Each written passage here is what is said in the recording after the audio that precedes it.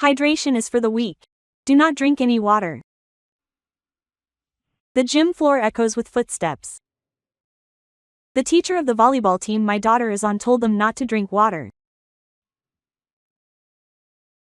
But, Papa, they say it's bad for you if you don't drink water.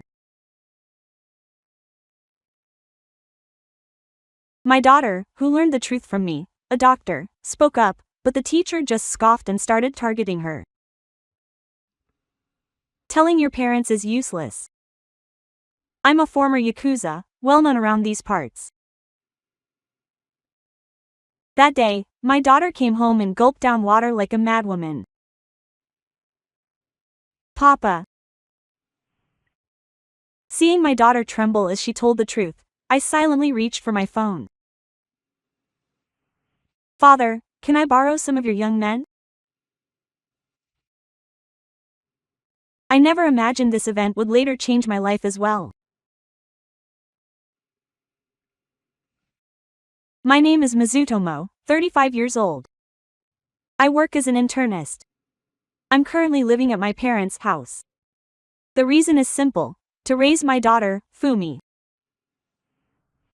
Fumi is the child born between me and my ex-wife. We divorced because of my ex-wife's infidelity, and she gave up custody, claiming she couldn't afford to raise the child. I had no intention of giving up Fumi, but my job as a doctor is busy, and raising her alone was difficult. So, I moved back in with my mother and we raised Fumi together. My mother married a Yakuza, my father, when she was young and gave birth to me. However, she couldn't stand his world and divorced him when I was in middle school. Still, she didn't hate him, and father stayed on good terms with us after that. The reason I aimed to become a doctor was because my mother collapsed from overwork. I admired the doctor who treated her, and after studying hard, I became a doctor myself. The one who helped fund my studies was none other than my father. Given that history, I now raise Fumi in tandem with my mother. Fumi, it's morning. Wake up. I knock on Fumi's door and call out to her. 5 more minutes. No, it's already past 7. You need to eat breakfast and get ready for school, or you'll be late. Papa, give me a piggyback ride. Don't be so clingy in the morning. Come on, get up yourself. A while later, Fumi finally crawled out of her futon and stumbled out with sleepy eyes. Her messy hair was sticking out in every direction. Good morning, Papa. Morning. Go wash your face. When I said that, Few slowly headed to the washroom. In the kitchen, Mom was preparing breakfast. The delicious aroma of miso soup filled the air. Good morning, Matoki. Morning, Mom. Thanks for doing this every morning. It's only natural, isn't it? Matoki, you should learn to cook too. I'll try. When I said that, Mom sighed, looking exasperated. Honestly, whatever. Did Few wake up properly? Yeah, she's washing her face now. Make sure she eats properly today. She's been such a picky eater lately. I know. While we were talking, Few returned from the washroom. Good morning, Grandma. Yes, good morning. Come on, time to eat. You said you wanted eggs, so I made tamagoyaki. Yay! Few sat down, took a bite of food, and looked relieved. Delicious. I'm glad to hear that. Yeah. but I actually wanted scrambled eggs. Hey, phew. Who was it that said any egg dish would be fine yesterday? It was me, but I'm in the mood for scrambled eggs now. Oh, phew, don't start with that again. But look, if you don't eat properly, you'll just say you're hungry again later. Okay. Grandma's tamagoyaki is good too. Phew ate her breakfast with apparent relish. Thank you for the meal. Oh, you finished it all, didn't you? Yeah, good girl. Huh? But it's natural to finish everything, right? Yes. Oh, I have to go now. Life is busy, but these moments were more precious to me than anything. Bye, Papa. Finished with breakfast, Phew waves from the entrance with her backpack on. Take care. Do your best today. Yeah. Watching Phew dash out of the house energetically, I found myself smiling. Phew is attending school happily. She seems to be having fun, and there are no problems. That's what I thought. Until this moment. After a night shift, I dragged my exhausted body back home. I'm home. I muttered to the empty house and took off my shoes. Phew is at school. Mom is probably out running errands. I bit into a convenience store sandwich and jumped in the shower. As I showered under the hot water, a thought crossed my mind. Night shifts pay well, but they really take a toll on the body. I showered, collapsed onto my bed, and fell into a deep sleep. When I woke up in the evening, my throat was bone dry. I wandered to the kitchen half asleep and found Phew there. Phew was gulping down water like a traveler fresh out of the desert. Whoa, Phew, what's the rush? You okay?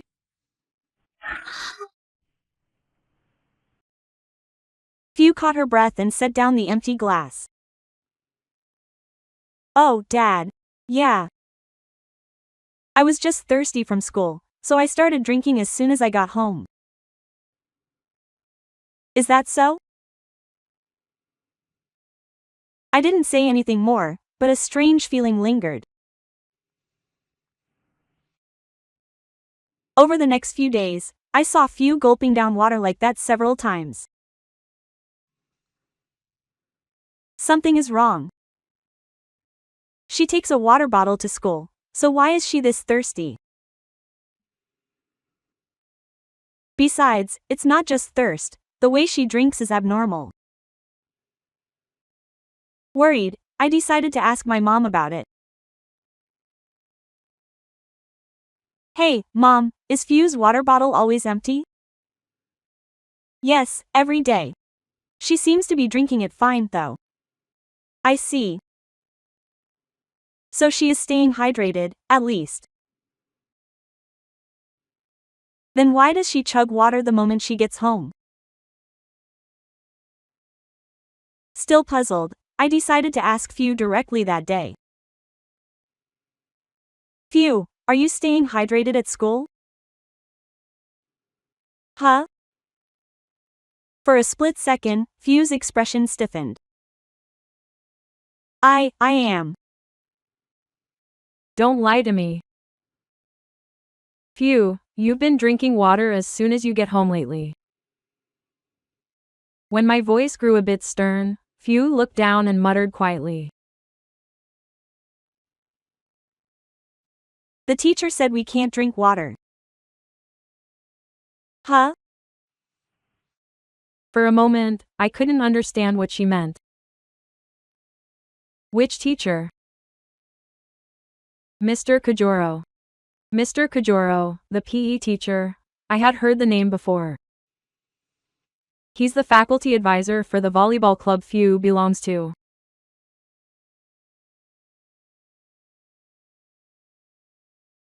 Mr. Kajoro says drinking water is just being soft. He says we have no willpower and scolds us if we drink during practice or class. What the hell? Rage welled up inside me, but I held it back.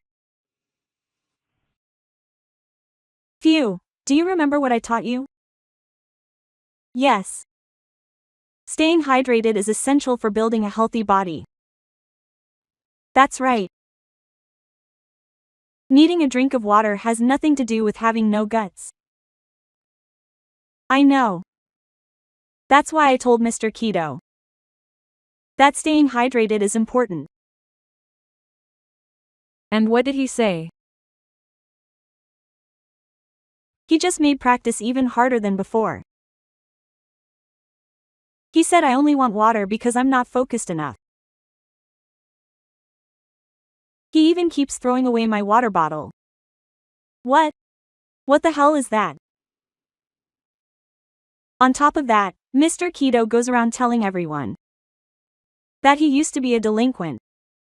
He says he'll have his old crew straighten out anyone who's soft. All the kids in class and on the volleyball team are terrified. Even everyone's parents say they can't go against a teacher who was a delinquent. Something inside me snapped. Are you kidding me? So what if you used to be a delinquent? Someone who uses that to threaten children has no right to call themselves a teacher. I headed over to my mother's place. Mom, what's wrong? Fua's teacher, Mr. Keto, is telling the kids that hydration is just for the weak. I can't forgive that kind of coaching during such a crucial time for their physical growth. Wait, he's actually saying that? Yeah, and he's scaring the other parents by claiming he used to be a delinquent.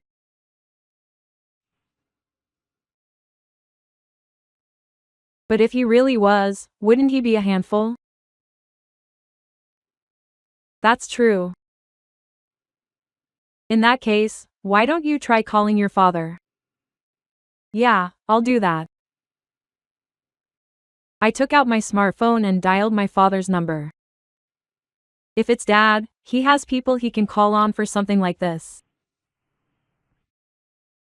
The phone rang a few times before he answered. Oh, how are you doing? This is rare. Dad, can I borrow some of your young guys? Oh? Did something happen? Yeah, there's someone who needs their guts straightened out. I explained the situation briefly. I see. Then I'll send a few of my guys over. That helps a lot. If you're this angry, it must be pretty serious. Yeah, I can't forgive some guy who threatens kids and acts like he owns the place. That's exactly right. 3 days later, I headed to Fua's school. The gym was thick with humidity and heat, and the sound of the ball echoed against the floor. Peering from a distance, I saw the children, including my daughter Fua, drenched in sweat during volleyball practice. Exhausted faces, looks of pained concern. And yet, there's no sign of them taking a break. Hey, what are you slacking off for? In the center of the room, a large man stood towering over them. Don't slack off. He's scolding the children with a devilish look on his face. Is that Coach Kitakoro? Stop slacking. Complaining of fatigue is just weakness. One more set. Under Kitakoro's command, the children move as if dragging their broken bodies. Teacher, please, let us drink some water. Huh? I already told you. Hydration is for the weak. Don't drink any water. Ugh, I can't stand to watch this anymore. I signaled the younger coaches to wait outside, and then I walked into the gym alone. Who are you? Kitakoro came walking toward me. His slow, approaching figure is even larger than I imagined. He must be nearly 190 centimeters tall. Nice to meet you. I'm Fumi's father. Oh? Fumi's father, huh? What do you want? I heard it from Fumi. That you, Coach Kitakoro, forbid hydration. And that you force the children through grueling practice without breaks. Everything. HMPH. So what? I've raised plenty of athletes with this method. Those who whine for water don't have the guts to be strong. Is that your coaching philosophy? That's right. You're wrong. What? If you don't hydrate, the risk of heat stroke increases significantly. When body water decreases, blood circulation worsens, and oxygen supply to muscles drops. The result is a decline in performance, and in the worst case, it's life-threatening. What did you say? I am a doctor. I am speaking based on medical knowledge. That is far more reliable than your guts theory. Hey. So a doctor is going to preach to me, huh? But let me tell you, I have no intention of changing my methods. You know, I may look like this, but I used to be a delinquent. If any parents or kids complain to me, I'll just take them to my old thug buddies to get them educated. A former delinquent, huh? Is that so? I looked toward the gym entrance and snapped my fingers. Then, several men in black suits walked quietly inside. I walked up behind Kitakoro and stood there in silence. What is it? Quote. Kitakoro's expression hardened. The children are here too. It's not appropriate here, so shall we talk outside? I said calmly. Kitakoro gritted his teeth for a moment, perhaps feeling the eyes of those around him. He went outside the gymnasium without saying a word. I turned back to the silent gymnasium and spoke to the children. Everyone, please stay hydrated. The children responded and reached for their water bottles one after another. Kitakoro, having left the gym, looked visibly intimidated, sandwiched between the young men. Kitakoro is large, but the young men have even bigger builds. You could tell how well built they were even through their suits. Just standing there in silence, they projected an immense presence. What do you guys want?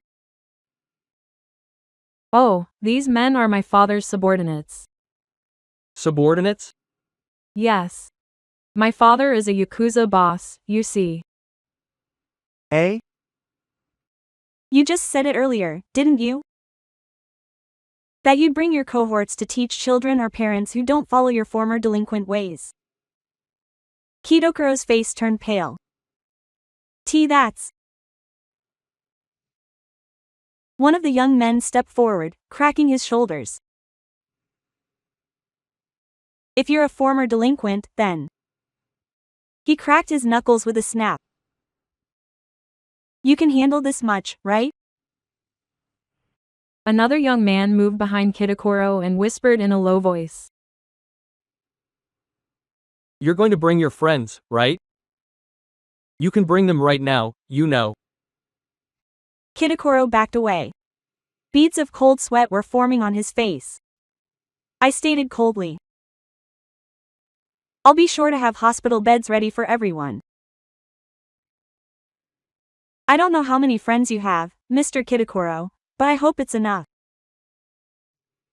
The blood drained from Kitakoro's face.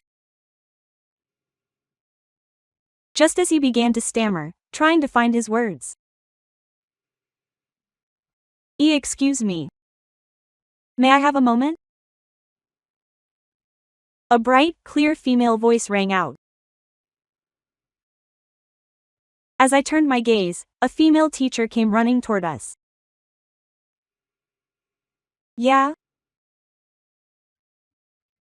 The moment I thought I recognized her face, she bowed to me.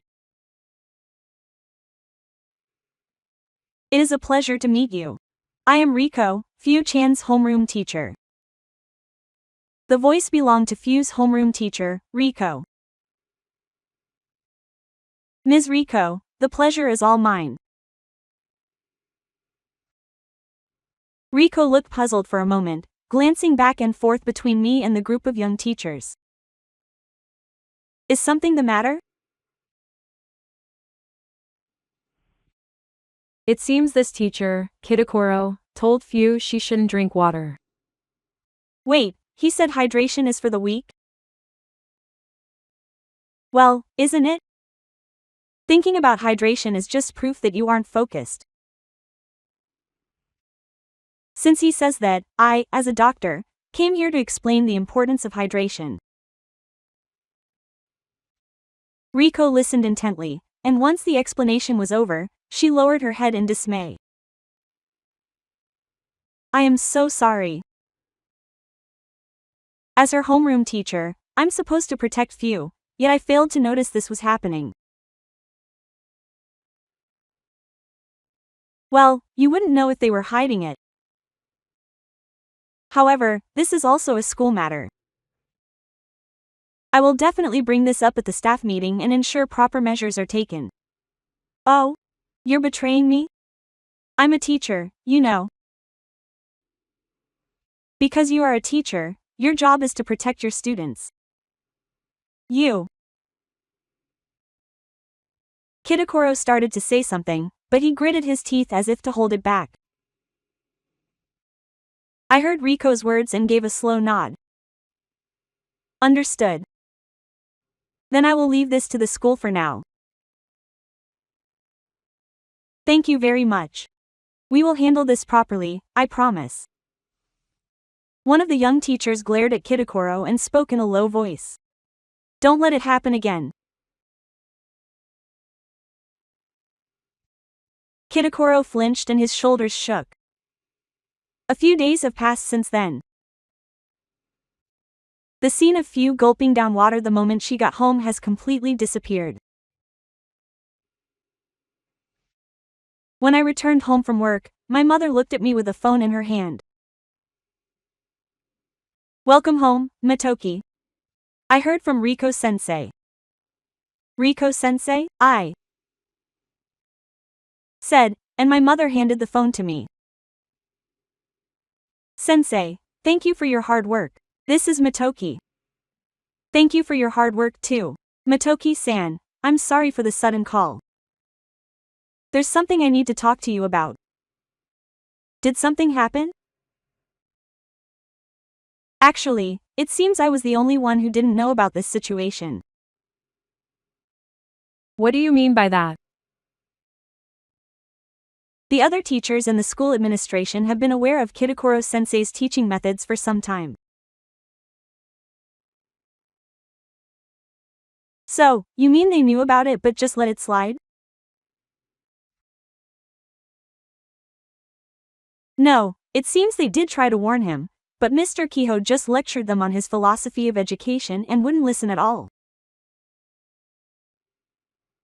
"I see. Some teachers tried to speak to him firmly, but they wouldn't say what happened after that." Judging by Riko's hesitant tone, I could easily guess what happened. Kiho must have put pressure on the teachers who confronted him to keep them quiet.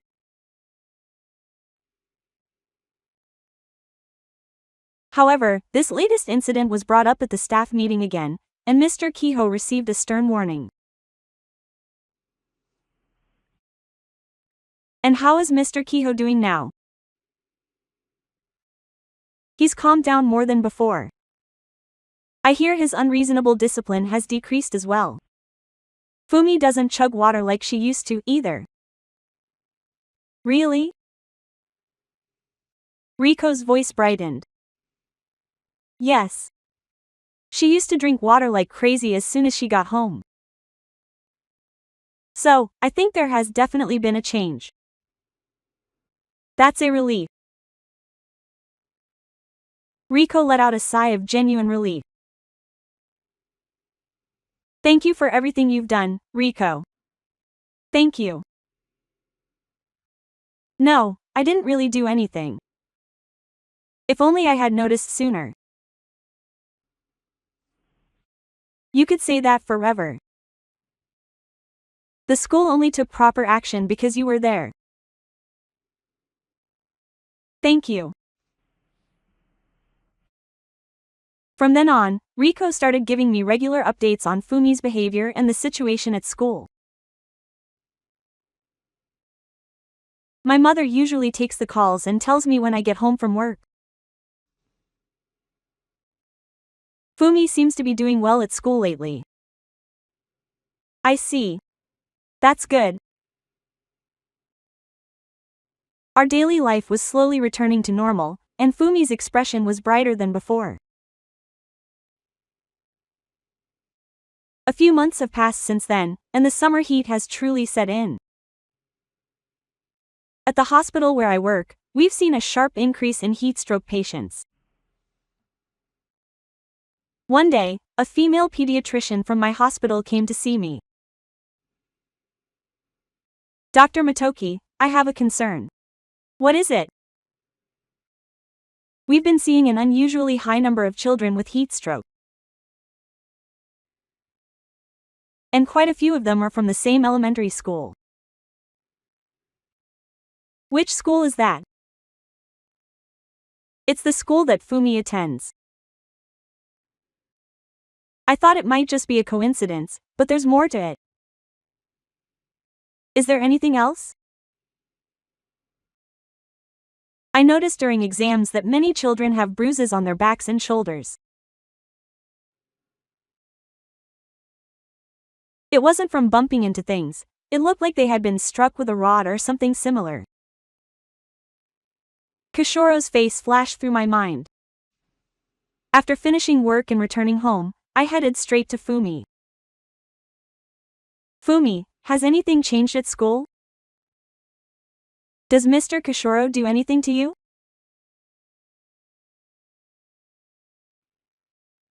Yeah. No. Fumi, tell me the truth. He doesn't do anything to me anymore. Doesn't do anything to you, you mean? But he does it to other kids. To whom? Quiet kids are kids whose moms and dads don't come to class. Observations are targeted. Kishoro hadn't changed at all. I immediately contacted the school and reported what I heard at the hospital and Fumi's testimony. The school said they would investigate the facts, and we hung up.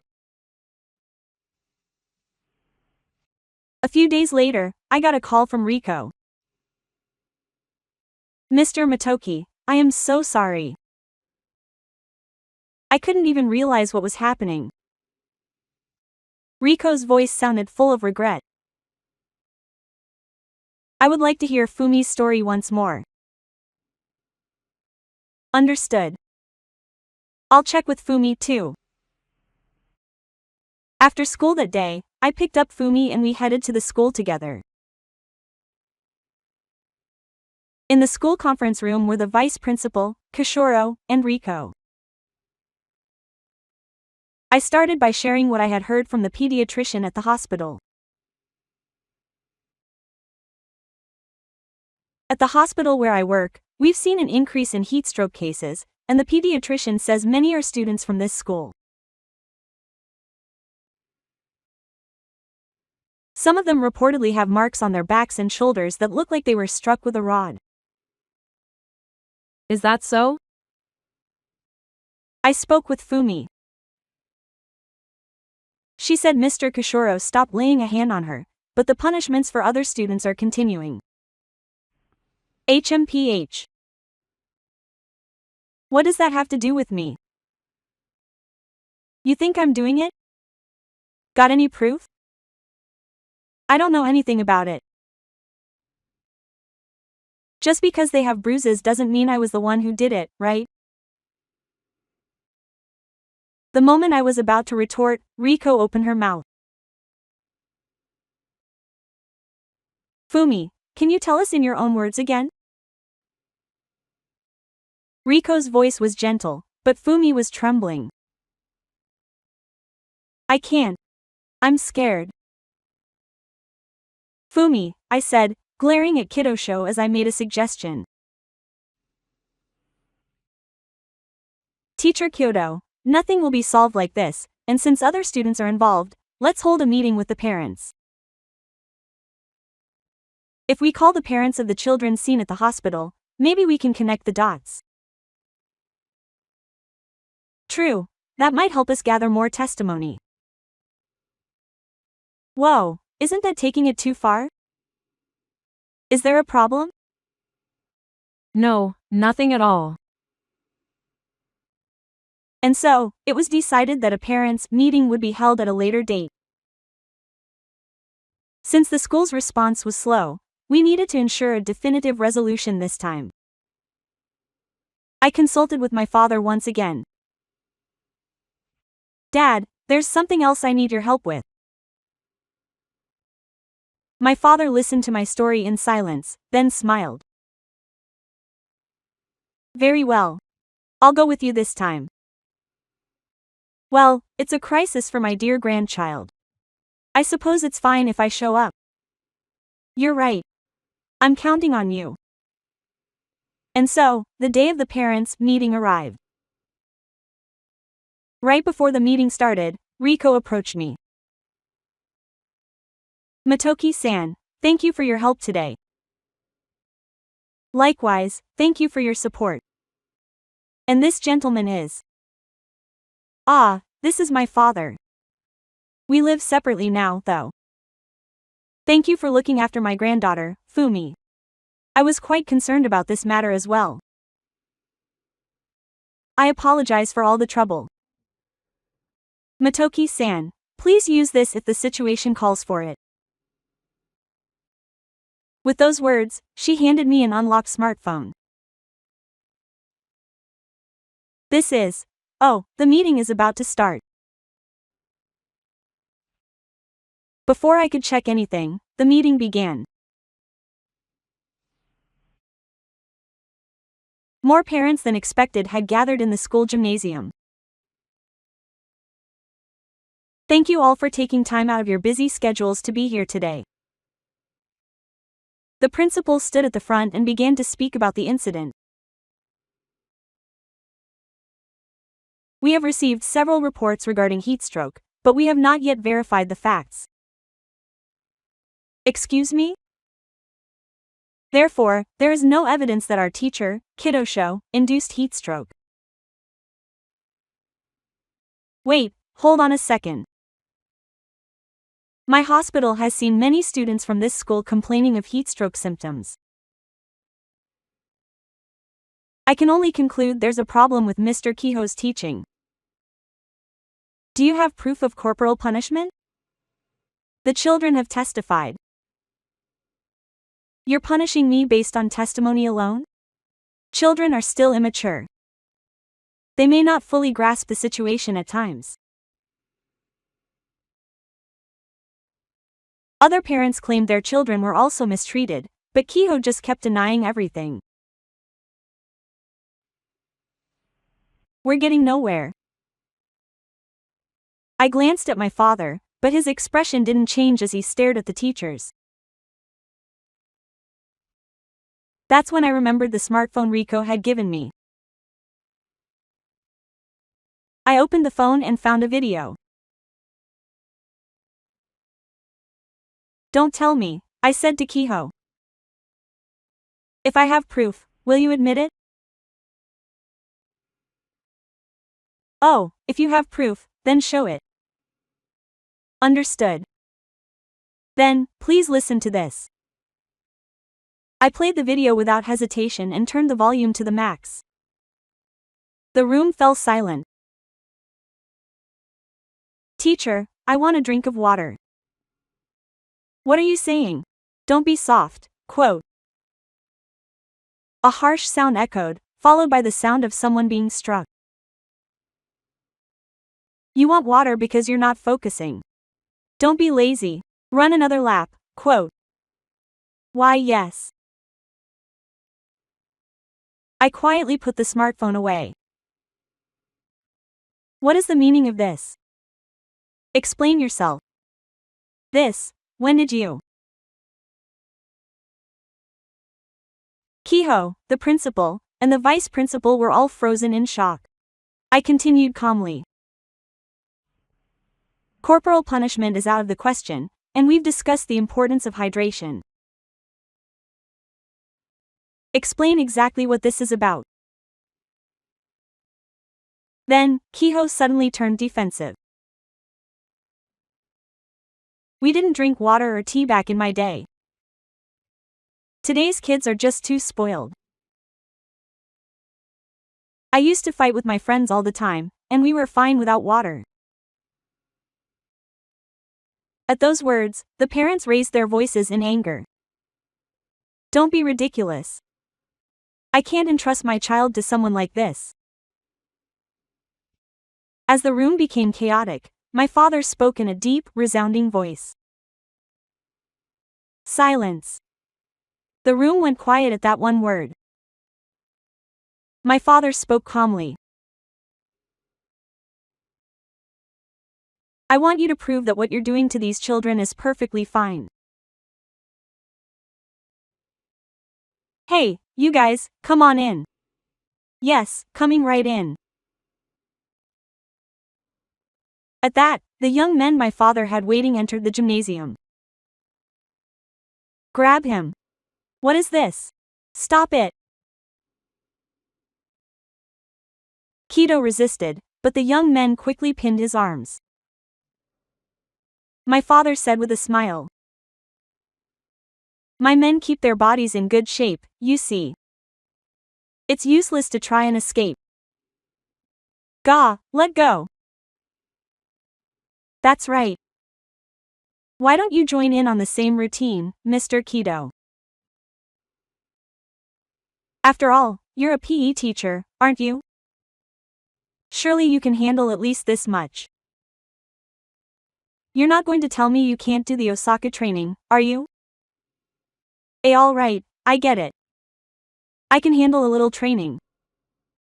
Succumbing to the pressure from my father and his men, Kehoe reluctantly agreed. Oh, wonderful. Then let's have all the parents here witness this. Taken out from the gym to the schoolyard, Kehoe was forced by the men to run and perform basic martial arts drills. You can still go, can't you, teacher? We've got 10 more 100-meter sprints to go after this. The young man holding the stopwatch said with a laugh. Kehoe's face had already turned pale. In the end, Kehoe collapsed to the ground in less than 30 minutes. Ha! Ha! I can't do any more. But the young men showed no mercy. Don't be soft. Get up. They forced him back to his feet and continued the instruction. Don't whine. Isn't that what you used to tell the children? Kehoe was trembling with teary eyes. Please, at least let me have some water. Drinking water is just an excuse for the weak, right? The moment I said that, tears spilled from Kehoe's eyes. You wouldn't say you can't do what you made the kids do, would you? I'm sorry. Kehoe collapsed to the ground, sobbing. I turned around and looked at the principal and the vice principal. Principal, Vice Principal, please be prepared to explain this to the parents of all the students. Understood. We are truly sorry. And just like that, Keto's rampage was completely over. Hey, thanks for the other day. The school-wide PTA meeting was held today. I see. How did it go? A formal report regarding this issue was presented. By order of the Board of Education, Keto was dishonorably discharged. The principal and vice principal who tried to cover it up were also disciplined. Oh, I see. So, Keto is unemployed now? My father said that and grinned. With Kijiro gone, Fumi smiled more often. Fumi-chan has seemed happy lately. Riko also contacted me frequently, telling me that Fumi was returning to her old self. One day, I found myself thinking about Riko. Fumi, is Ms. Riko a good teacher? Yeah. She's kind and cares about me a lot. I see. Hey, Dad, about Ms. Riko. She's a super kind and great teacher, but I heard she's not married yet. Oh, I see. And you know, she doesn't have a boyfriend either. And no, I don't really need that much info, Fumi. As I gave a bitter smile, Fumi pressed on. Dad, I'd really love a mom like Ms. Riko. As I stumbled over my words, my mother chimed in with a chuckle.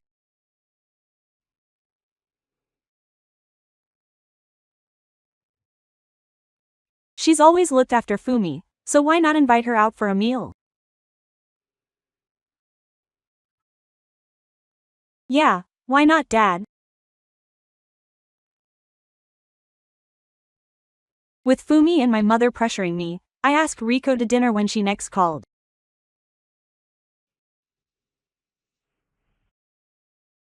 Ms. Riko, thanks for everything you've done for Fumi. Would you like to go out for a meal sometime? Riko seemed surprised, but then answered calmly. I am a teacher. I am also Fumi-chan's homeroom teacher. Going out with a student's family is, I suppose it's not appropriate? Just as I was about to give up, Riko continued. But, if we happen to meet at a restaurant by chance, that would be different. At those words, I instinctively said this. Well, I might just happen to be at the Kapimaru restaurant next Sunday. Oh, I see. On the day, I took Fumi to the restaurant. I didn't tell Fumi about Riko.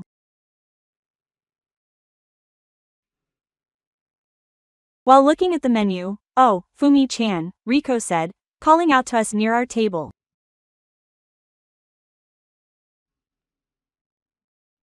Oh, Ms. Riko. Fumi looked surprised, then smiled happily. Are you eating here too, teacher? Yes, I was hungry, so I just happened to drop by. Then let's eat together. When Fumi said that eagerly, Riko hesitated for a moment before smiling brightly. I suppose I'll take you up on that. Yay! I'm so happy to have dinner with Miss Riko.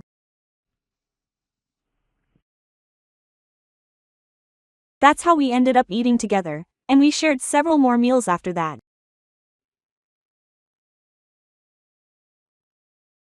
When my days off aligned with Riko's, we started taking Fumi to the aquarium and amusement park. Fumi was having fun, and it was clear that Riko was too. At first, our relationship was just teacher and student's family, but I felt it gradually changing into something more. Fumi always laughed happily, and my mother watched over us with a smile. In the midst of those daily routines, I suddenly realized something. We might be getting closer to the kind of family Fumi had been wishing for. One day, Fumi stared intently at me. "Hey, Dad. What kind of relationship do you have with Miss Riko?" "What kind of relationship? There's nothing between us." For having nothing between you, you two sure get along well." "Fumi, really? You too, Mom?" Hey, Dad." Fumi tugs vigorously on my sleeve. "I wish Miss Riko would become my mom soon." "Huh?"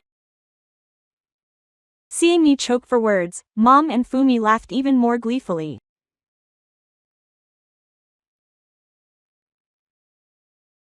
"It's not as simple as that. But Miss Riko is kind, and she really cares about me." "Well, that's true, but then it should be fine, right?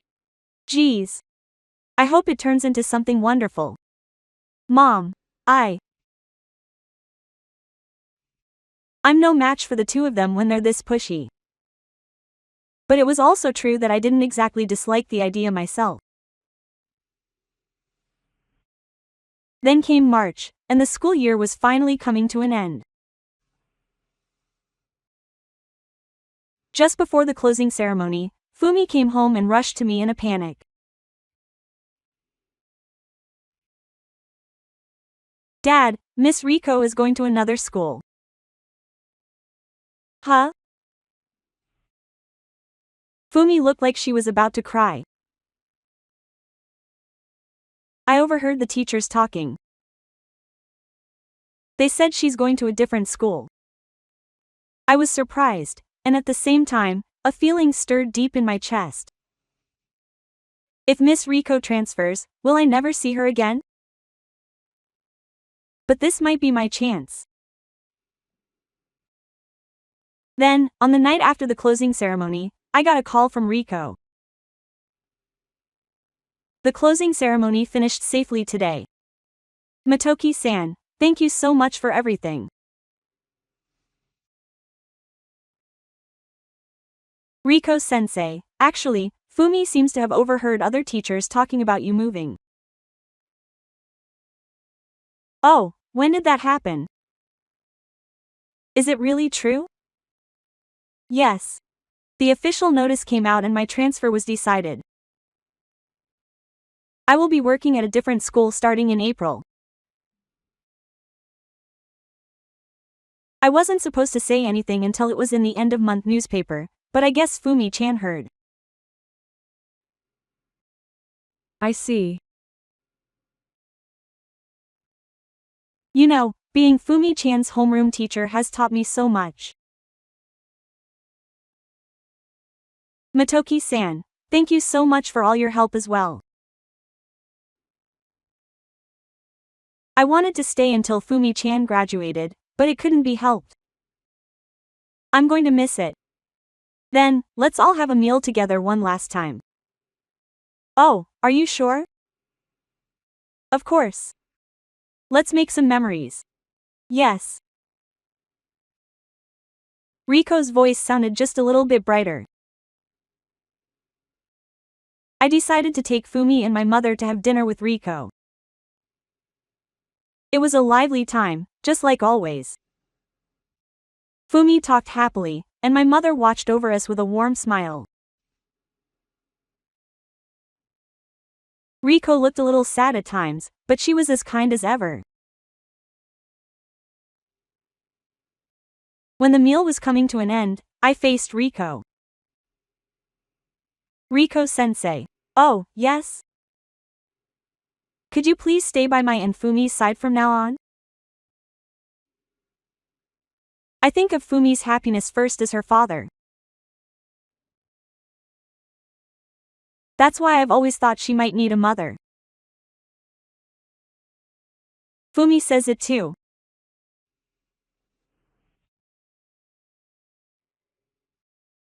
That she would be happy if Riko-sensei were her mom.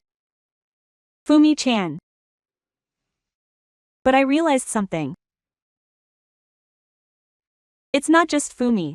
I realized that I would be happy if you were by my side too. Could you stay with us forever? Motoki-san. Riko's face turned bright red in an instant. At that moment. Me too. Fumi raised her hand energetically. I want to be with Riko-sensei too. I'd be so happy if you became my mom. Fumi-chan. Riko's eyes welled up with tears. And then, yes. Her voice trembled slightly.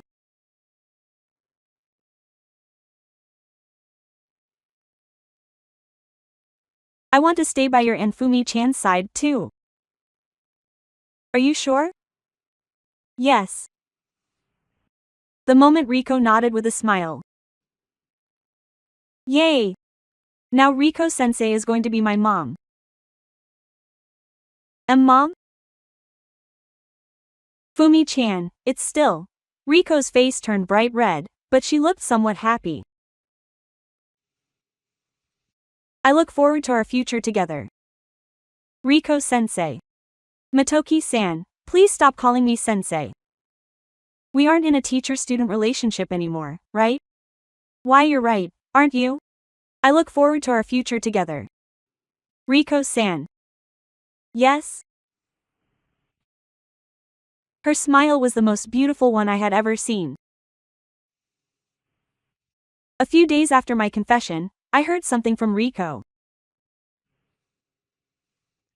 It's just a rumor, but apparently, after Ki-sensei was fired, he couldn't find work anywhere and is now doing manual labor at a construction site. They say he cries every single day while he works. Huh. I nodded along absent-mindedly, then suddenly remembered something. Something my father had mentioned casually a while back. A former teacher joined our crew as a worker. I plan to train him thoroughly. I see. Not bad, Dad. I didn't say anything and just took a sip of my tea. Motoki-san? No, it's nothing. I see. It sounds rough for him. Indeed. I suppose so. Well, whatever happens to him has nothing to do with us anymore. Hey, you're right. Looking at Fumi and Riko smiling before me, I thought to myself once again. What matters is our happiness now and in the future. And that is surely right here. 1 year later, Riko and I were still dating, and we decided to get married, which felt like the natural progression for us both. We thought about looking for a new house, but Riko said, it would be lonely to leave your mother all by herself, so we ended up staying in my family home. And so, life began with the four of us, me, Riko, Fumi, and my mother. I'm home. Along with the sound of the front door opening, Fumi's cheerful voice echoed through the house. Welcome back, Fumi. How was today? We won our game today. I was even chosen for the starting lineup. Isn't that amazing? You did it, Fumi. It's because everyone cheered for me. I patted Fumi on the head as she wore a proud expression. That's amazing. You really worked hard. Yeah. But I want to get stronger, so I'm going to do extra training. But don't push yourself too hard, okay? Okay. Hey, can both of you come watch my practice session again tomorrow? Of course we will. I'm looking forward to it. I did it.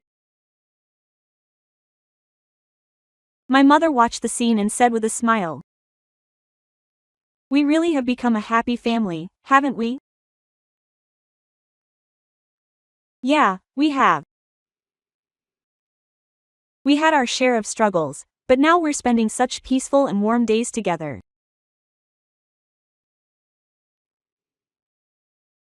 I'm sure our family will continue to be happy from here on out.